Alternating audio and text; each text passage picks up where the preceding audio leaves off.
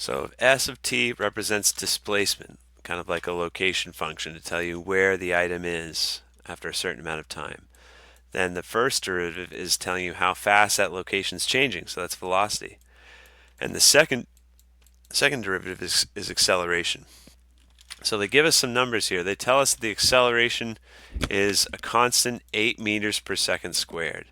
And per second squared, the meters per second squared, that's just the units of acceleration. So we're just going to plug in an 8 for the second derivative. Okay. And so to find out the velocity, we just need an antiderivative of the second derivative. And this is with respect to time. So the antiderivative of a constant 8 is just 8t, but plus some constant c. And so we can figure out what that constant c is because they told us the velocity is 25 meters per second.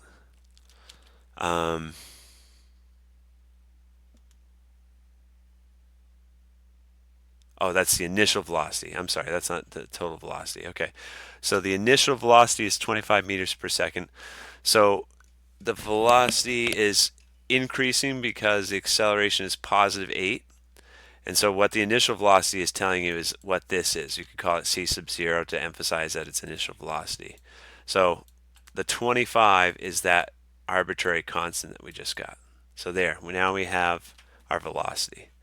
And so we can find displacement finally by taking an integral of velocity, because the displacement is the integral of velocity. It's the antiderivative.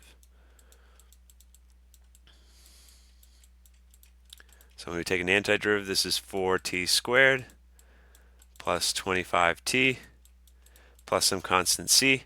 And you can find that constant c with this particular information they gave us. 9 in for t, 23 in for s of t. So you're solving this equation to figure out what that c is. 23 equals 4, 9 squared plus 25 times 9 plus c. You just want to solve for c there.